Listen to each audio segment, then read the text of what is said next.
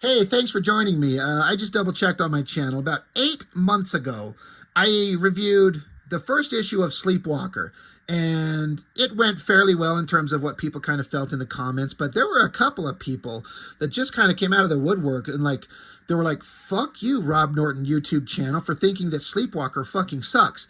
It's like some of these characters in some of these books, there's the occasional person that just loses their shit. And it's kind of funny.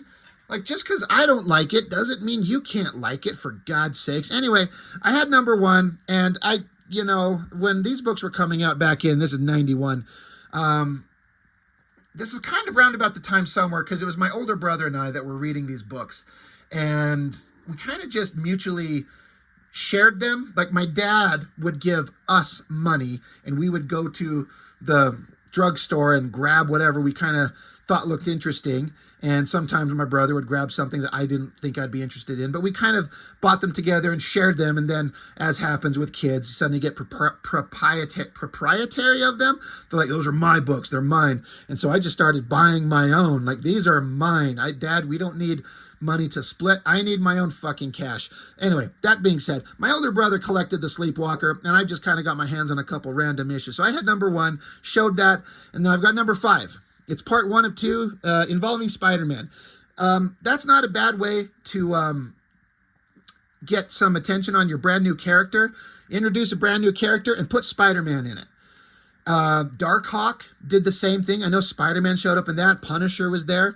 And, that makes me look at the cover. It's crazy how awesome Spider-Man is. He's been cool since his creation. He's been cool ever since I was a kid, and he's never become uncool. He's just always kind of a badass. I do appreciate, although I do kind of feel like it kind of dilutes the character of Spider-Man with this whole Spider-Verse thing where there's a million, trillion, billion variations on them. I get the idea. It's had some success. I get it, but I'm all about the original Peter Parker. Anyway, this is not about Spider-Man. This is about Sleepwalker. It's about this weird other dimensional being who manifests through the dreams of a human when he goes to sleep. Like, he comes from the dream world or whatever the fuck into the real world. But the weird kind of, I don't know, the thing the hook is that when the human wakes up, Sleepwalker vanishes. So what a pointless fucking, it's an interesting concept that would never work in the long term. And I would imagine that eventually they have to kind of work around that somehow, some way.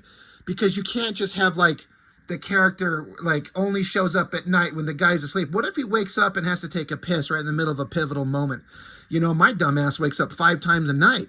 Sleepwalker would be just, the worst hero. Anyway. But he's got an interesting, weird design. He's like a weird alien face. Big, long, gangly body. His little workout, fucking things on his legs. These... What is the word that you're looking for when, you know what the fuck I'm talking about. Brain no work. As a cover, Sleepwalker kind of getting tangled up with Spider-Man. That's awesome. I like the kind of heavily shadowed face on Spider-Man there. I can't remember if Brett Blevins was the penciler on issue 1 as well. I kind of think it was. I looked up when I did that last video 8 months ago, but I didn't go looking in the video. And the comic is long since put away somewhere. Brett Blevins is one of those artists who I feel like I kind of missed, but my understanding is he was extremely respected in his day. And I don't know, I just kind of get the feeling like highly respected, incredibly talented artist that kind of gets forgotten, maybe doesn't get his kind of real due of remembrance for how good he was. So Brett Blevins, penciler, Michael Baer, B-A-I-R inker, God, I cannot talk tonight. Bob Budiansky. I see that name and I associate it with Transformers somehow. Do I have that right? But I didn't really go through and read this thing. It's kind of, flip through it. It's just kind of like a fun, fight between Sleepwalker and Spider-Man, where they fight and then they team up. I am always kind of fascinated with the news printing on these things. Let me adjust this damn camera again. I'm always always trying to get this damn thing at the right optimum angle to show this thing. Anyway, there's something about the newsprint that just looks fantastic. I like this close-up on the alien sleepwalker's face. I love the bright spot yellow from the light because this is an overhead shot. I do have to say it's a little bit dark and kind of hard to see, except Spider-Man, of course, bright graphic, just that flat red. Looks fantastic. Another thing I was noticing about the Spider-Man design, and I'm sure every artist does this, but for some reason it was just standing out to me in this image here and specifically on the cover, is the way they've got the webbing kind of following the contours of the body. I know you have to do that. That's how the pattern would work, but I don't know. Something about it just stood out here. Really looks awesome. But yeah, Spider-Man's getting involved. There's bad guys. Great art. Like, again, I missed Brett Blevins in terms of getting anything that he was drawing when I was younger and collecting. Like, obviously, this was right at that time. So he was drawing. He was out there doing his thing. But I never picked up anything that I read at length. I believe he had a run on X-Men. Do I have that right? Just a fantastic artist. No one ever talks about him. You know, there's all these artists, these classic artists from back in the day that seems like they're hyper skilled and incredibly talented, and some of them just don't get remembered like others. And unless my perception is wrong, like, who can talk to me about Brett Blevins as a penciler? But yeah, Sleepwalker shows up, and you know, he sees this costume guy observing things. So Sleepwalker, please explain your present behavior. Your behavior, it seems odd, even by human standards. Spider-Man says, you're the one who's odd by human standards, pal. Who or what the heck are you? So Spider-Man says, are you a Skrull? He's like, no. A Subterranean? No. An Inhuman? No. Okay, give me a hint. He says, I am a Sleepwalker. Spider-Man says, I haven't heard that one before. He says, I seek to understand the nature of crime in your world. And Spider-Man says, don't we all? So Sleepwalker says, are you a criminal? Yeah, because Spider-Man here is like, listen, I can't talk right now, dude. I'm on a mission, so I can't talk. And Sleepwalker keeps interjecting. So Spider-Man kind of aggressively webs him up and sends him flying. He's like, did you hear me? No talking. Sorry about this rough stuff, but what's going on down there is too important. I can't let you mess it up. So, you know, Spider-Man's got a reason to do what he's doing, but you know, he's kind of the aggressor here. That shot of Spider-Man there's something about having like the dark parts. You have like a dark costume, and as an artist, when you draw, the way to render the dark shadowy parts and then what parts to leave as the white highlighted parts on all this muscular anatomy, and he's just killing it. It looks really cool. But yeah, Spider Douche fucking around with Sleepwalker. So Sleepwalker just jumps up, and I love this shot. He's just like ripping apart the webbing. And of course, he's reminded of a similar foe, an ancient enemy called Cobweb, which says you might remember Cobby, these things, from Sleepwalker number 3. So, of course, webbing, spider, bad guy named Cobweb. So Sleepwalker's like, there can be no doubt this creature is evil. So it is my sworn duty to destroy evil wherever I may find it. Love that shot. A Sleepwalker just bursting out. He got webbed up on the, you know, how there's always, and I mean always, like a water tower above a building in New York. I've never been, but is it a very common thing? Whatever. He busted apart, shredding the webbing, and Spider-Man's like, oh shit, he's pissed off. Love this shot down here, and the newsprint reproduction with the coloring of Sleepwalker's eyes glowing. Like, that shot looks fantastic. It looks so neat. And again, so much of the visual interest, I mean, of course, the penciling's great, the inking's great, the color choices are perfect, but then the reproduction on this crappy old newsprint, there's something about it. This looks awesome. But now Spider-Man, he pushed Sleepwalker, so now we got to fight. Because that's what happens in these comics. So Spider-Man's jumping, flailing around. It's interesting kind of like exaggerated kind of physical poses that I just kind of feel like a lot of older artists, classic versions of Spider-Man, the 60s, 70s versions of Spider-Man, never really got into like the weird contorted body poses until later. And in my mind, it's McFarlane who really pushed it, and along with Larson and others, of course. But I wonder if there was any kind of influence on Brett Blevins from some of the other artists of the day like a McFarlane, because this is, what did I say, 91? So McFarlane Spider-Man run's been out there. You can't help but at least be aware of the McFarlane Spider-Man in that era specifically. Either way, great bent, contorted pose. The foot breaking the border is awesome. And then I like this shot of them coming just head to head. Sleepwalker, again, he's such a weird alien creeper design, but it looks pretty cool. They go tackling at each other. Great fight scenes, jumping around on each other. I like how Spider-Man's just like jumping right on his guts.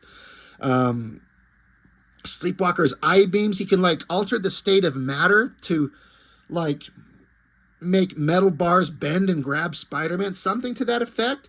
It's a weird, interesting alien power. Great fight scenes again, great action. This Brett Blevins guy is fantastic. So yeah, Sleepwalker like wraps him up in some like steel plating and traps him.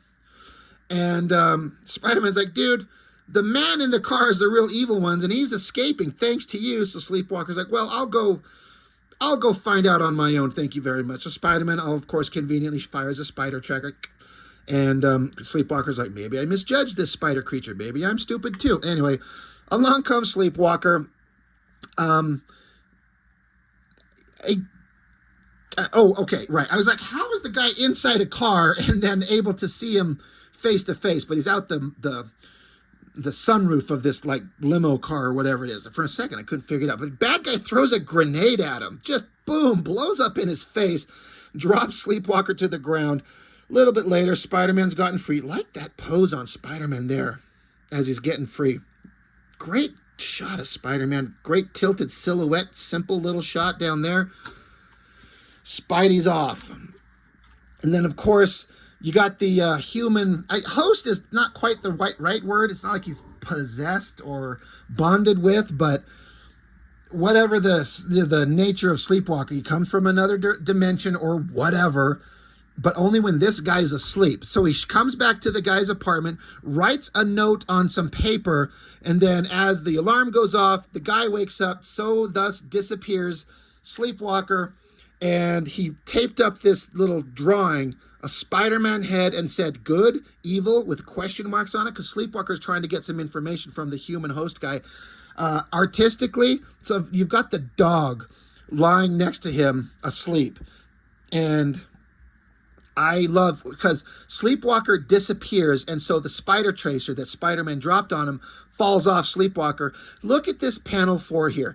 This tiny little panel with the extreme close-up of the dog's snout sniffing at the spider tracer. That is like, it's funny. It's so well done to draw the dog's face exaggerated like that. It's so masterful. Like, this is fantastic art. I'm just actually really loving it. I may not be super keen on the character concept in the long term, but in the short term, there's some interesting visuals and some interesting ideas for sure. But that shot of the fucking dog's snout, I don't know. I laughed when I saw that in like a good way. I'm like, that's great. That's awesome. I wonder if the like how the script asked to show that, or if the artist just kind of like, I'm going to do this exaggerated hyper like zoom focus in on the dog's nose. It's just clever. But yeah, the kid, whatever the hell his name is, Rick Sheridan, he's like, what the heck does Sleepwalker have to do with Spider-Man? Oh my God.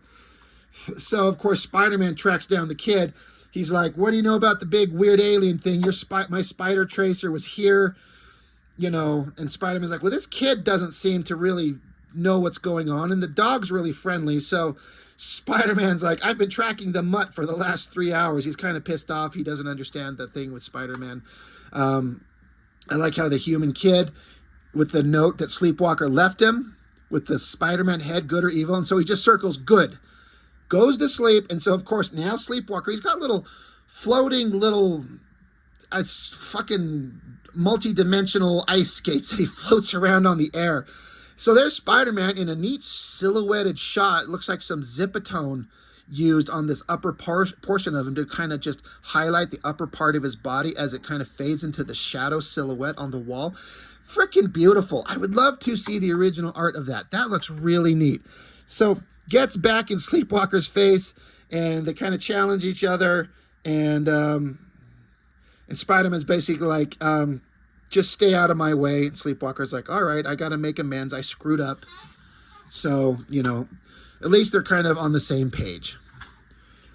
Back to more bad guy stuff. They're in a big giant boat. Bad guys are jumping into the off the bridge down onto the boat. This is really interesting. They jump off, they kind of like bungee cord down and hook onto the railing so they can all slide down.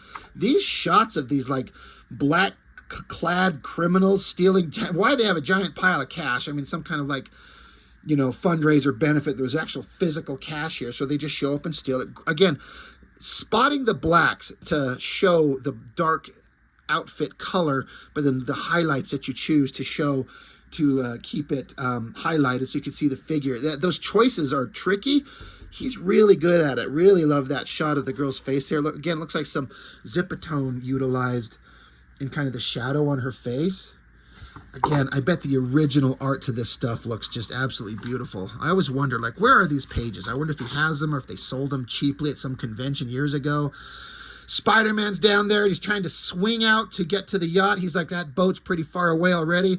If I put all my strength into one swing, can I make it? And he's like, nope, I can't. I love how he's like bailing from his spider web, but he's not going to make it. He couldn't swing himself far enough. The kind of gangly pose that's going on there. It's kind of bordering on cartoony, but it's really well done. It's kind of funny. But before he hits the water, Sleepwalker's there. He's there. He's like, hey, I followed you. I'm going to help you. We could float on my little multi-dimensional rollerblades across the water to go stop the bad guys. And now we're teaming up. So they're tackling the bad guys. That's awesome. So fighting back and forth. Big awesome shot of Spider-Man kicking somebody right in the face. Because that's what you do when you're Spider-Man. More fighting. This shot of like some bad guy stretching like a tablecloth or a curtain or a drapes or something like that across Spider-Man's face. Like, what a funny choice. I have to imagine, like, I bet you the script didn't call for that. But the artist it was just probably like big panel of Spider-Man and Sleepwalker fighting the bad guys. And he's like, I'm going to have this guy like throwing this across Spider-Man's face trying to take him out. It's really cool. I really like it. Spider-Man gets his spider sense tingling because someone off on the dock has a freaking bazooka that's going to launch it at him. So he fires it. So Spider-Man tackles Sleepwalker. Get down. Great explosion panel. Good sound effect. I'm not a guy who loves sound effects, but sometimes it looks really good. It's like not interfering with the art. Like if that kaboom was like cut right across everything, it'll just ruin it. But it looks really good. I like it. Bad guys get away, meet up with more bad guys. Spider-Man's kind of unconscious in the water. Guess the explosion kind of knocked him silly. And they're like, well, shit. Maybe we captured a Spider-Man. Of course, we got to involve the Kingpin because that's how it goes. It's in New York and it's crime, so you got to have some Kingpin. But they're like, hey, the Sleepwalker creature, we don't know where he is, but we got Spider-Man. So they throw him down on a table, chained up, and Sleepwalker's pulling his like blown up ass out of the water down there. Great panel right there. And then the end. Web of Confusion, part 2, next month. And, you know, what is this? Did I say issue 5? Yeah, issue 6 will be the continuation, which I don't have. It's kind of, in a way, in every way that's good. I mean it, like, this is kind of a by the numbers. A new hero. He's new to the world. He doesn't know what he's doing. He has to find his way. You run into Spider-Man. They have to fight. They have to make up. They have to team up. One of them gets caught. Somebody's got to save the other person. It's a tried and true formula, but it works. And you know what's going to happen. Spider-Man's probably going to just snap these chains, I guess, or maybe Sleepwalker will show up and free him, you know, beat the bad guys. Some of them will go to jail. Kingpin will escape. We can kind of you kind of get what's going to happen. But it's beautifully drawn. It's clever. It's fun. It's kind of basic, but it's, for what it is, it's not bad. It's fun. I enjoy it. It's pretty cool. So, you know, again, for a Sleepwalker concept that's just weird, you know, you can only exist when the other guy's asleep. That won't work in the long term. But it's a fun comic with a neat design. So, I don't know. That's all I got on this one. Sleepwalker number 5. Fun, simple, cool Marvel comic from 91. Good times. Absolute good times. That is all I've got for now. Thank you for joining me. I really, really appreciate it. I'll see you next time.